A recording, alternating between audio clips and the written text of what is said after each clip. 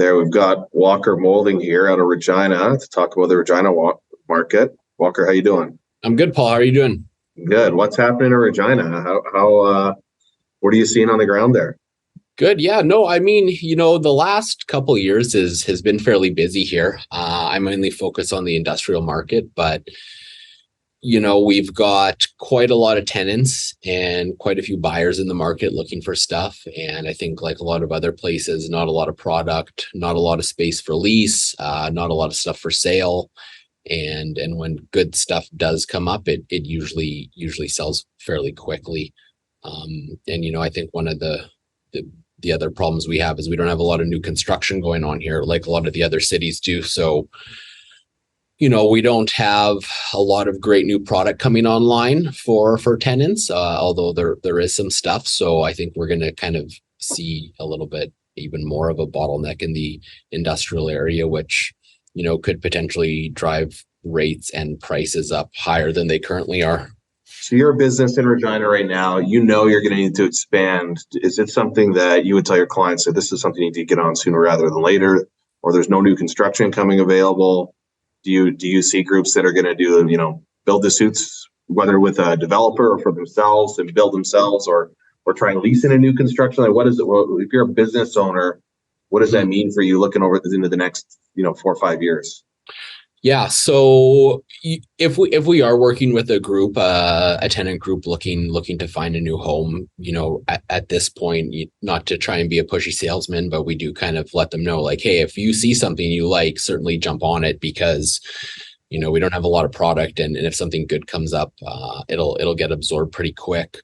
We are working on some build to suit stuff, but the problem that we're seeing with build to suit stuff is, right now our average industrial rate is around, let's say, $11 a square foot. And on the build to suit side, some of the quotes we're getting back, as high as $16 up to $17 a square foot. So it's a pretty big jump.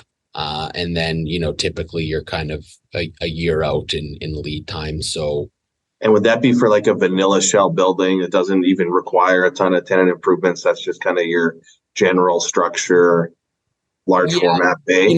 Vanilla shell. Yeah, we're probably looking at like 14, maybe $15. And, that's 24-foot ceilings. Wow.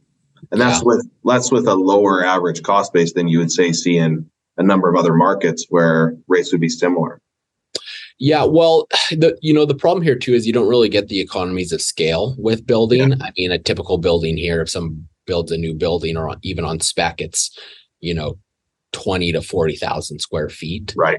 As opposed to the 200 to a million that you guys are seeing there. Yeah. So in the past, what we would see a lot of is if we were doing, build to suits or just spec builds or whatever, guys would just order pre-eng buildings and, put them up. And that was the most cost effective and the quickest way. But the issue that the developers are having now is they're not able to get any pre-eng buildings because a lot of that product is just going to Toronto and Vancouver. Right.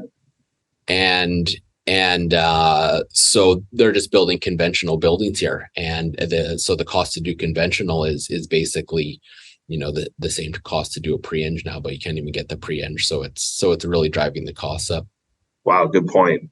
And the markets in Regina are very heavily resource based: agriculture, oil and gas, mining, manufacturing, which isn't resource, but it's what are you seeing for activity for the different kind of sectors? Is there one that is more busy than the other, or are all kind of firing on all cylinders? Yeah, so I mean, ag and logistics is, I think kind of logistics across Canada. So we're seeing a lot of that, but definitely ag. We've got several $1 billion coming into the city in private infrastructure here over the next few years. So Cargill's building a canola crush plant, and out at the Global Transportation Hub, they bought roughly 240 acres. Wow. And yeah, so they're building a canola crush plant here. Viterra is also set to build apparently the largest canola crush plant, I believe, in North America. just kind of on the edge of the Regina city limits. And then we have the co-op refinery that are partnered with AGT, and they're looking at building a third canola crush / biodiesel facility. So then we've got a saw pulp mill going up, and several other agricultural based private infrastructures going up. So we're going to see a huge influx of capital coming into the city here with all these projects going up in the next 5 years, which should help drive all the other industries. Our biggest problem here in Regina and in general Saskatchewan, but not as much Saskatoon, is we just have problems growing our population. So, we'll have immigrants move to Regina, and then they'll get their permanent residence, and then they'll just end up going to Toronto or Vancouver or Calgary. So really the Regina population has been fairly stagnant over the last 10 years. So there's a lot of we need more skilled workers, and we just kind of need to drive up the population to catch up to all the growth. This level of capital investment fuels the need for engineers, accountants, professional services, trades, everything.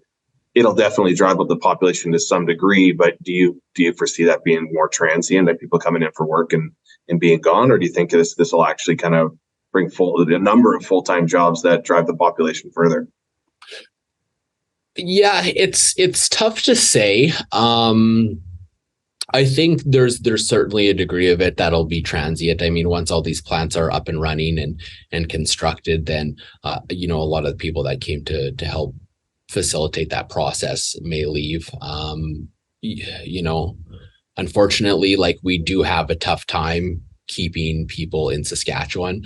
Very rarely do you ever hear about someone living in Toronto or Calgary moving to Regina. It's usually quite the opposite. So yeah, I think, part of it too is just making the city a little bit more conducive to keeping people here. And so, like, one example of that would be just north of the downtown, we've got an old rail yard, and they've been talking about redeveloping this rail yard for quite a long time and connecting it to downtown, and building hockey arenas and putting on residential and whatnot.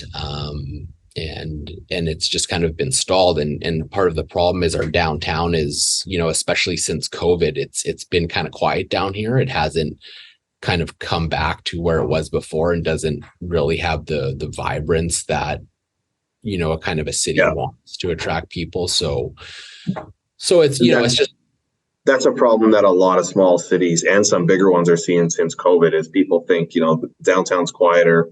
Maybe some of the, the vulnerable population from a perception standpoint seems to be in higher populace, so maybe it doesn't seem as safe. And people like reoccupying a central business district is just taking longer than we thought it would. It's not about shots and masks. It's about, do people want to work from home or go downtown? Yeah. And you're seeing a little bit of that there as well.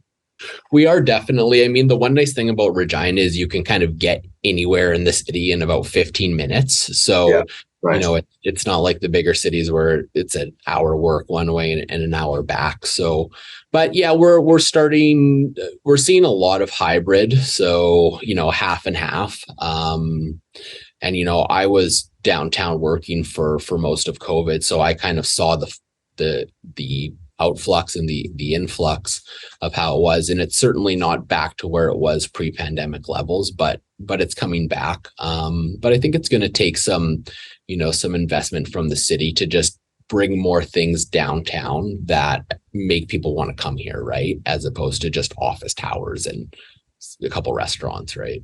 It's such a common theme along any small, mid, and some large cities across Canada. Mm-hmm. You'll see it. You see that in London. You see that in Red Deer. You see that in Grand Prairie. You see that, there's just a ton of examples of cities that are, 100,000 to 500,000 that reactivating the central business district. And you see, Calgary's done a good job of it. Edmonton it's going to be on the docket for Edmonton right away to have to do a little bit more to get people back downtown. But it's kind of I think it's the one topic that people aren't talking about as much as, if you let your downtown district go too far, it becomes very difficult to revitalize it.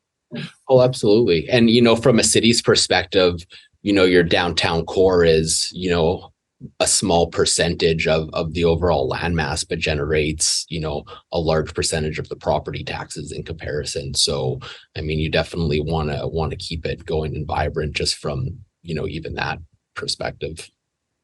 Well, perfect. Well, I appreciate your time today. It's great, good to get some intake on what's happening in Regina, and look forward to following up with you and maybe having you on here another quarter here. Yeah, no, that sounds great, Paul. Thanks for having me. You bet. Chat soon, pal.